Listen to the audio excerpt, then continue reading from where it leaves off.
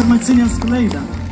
Joną taip kviečiame užlipti ant scenos, o visus susirinkusiuosius kviečiame pasveikinti, pasitikti Joną aplodismentais.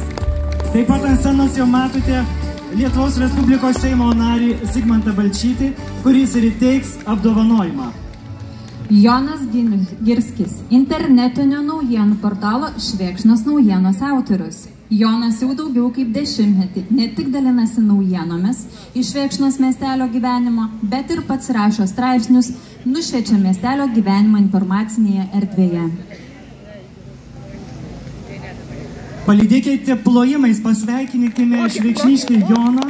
Ir Jonas jau turi savo rankose Švento Jokūbo statulėlę. Ir Jonai, dažniausiai vis kitus klausinėdavai, aprašydavai, o dabar tavęs klausiu, kokios mintis sukasi tavo galvoje laikant rankoje Švento Jokūbo statulėlę.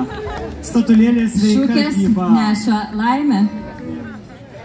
Čia stiklų bus, viskas gerai.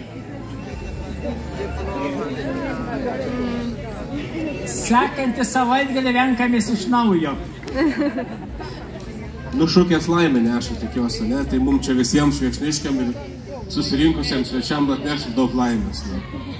O dabar aš labai atsiprašau, ar vokelį aš pamečiau ar nebuvo. Juokauju, žinoma. Manau, kad šita nominacija tikrai yra neįkainojama jokiais pinigais. Ir visi iki tol buvę nominantai tikrai nesistengia praturtėti Švėkšnų sąskaitą, o juos visus vienijo meilė Švėkšnai, pagarba, prisirišimas, būtent meilė savam kraštui, kuriame aš gimiau, augau, kur gyvena ir mano šeima. Va, mylima žmona filmuoja, Adomas sūnus, Amelija, čia gyvena ir mano tėvai. Jau ir brolius su šeima beveik švėkšniškiai pastumėjo mane, aišku, bendruomenė labai šauni, draugai pastumėjo mane veikti vardan Švėkšnos.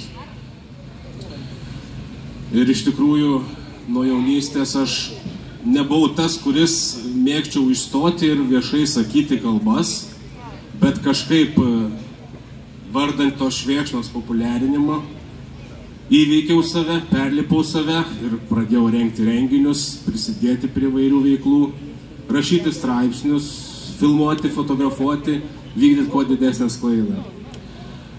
Ir šiaip manau, jeigu kažkas dėl savo krašto esat pasistengę, surizikavę, vardant savo krašto gerovės, esat kiekvienas vertas va tokios statulėlės. O visą kitą, ką manau, aš parašysiu Švėkšnos naujienose. Tada ačiū, kad esat kartu.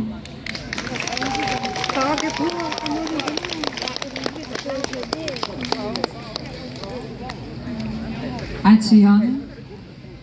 Po reikšmingiausio švėkšniškiams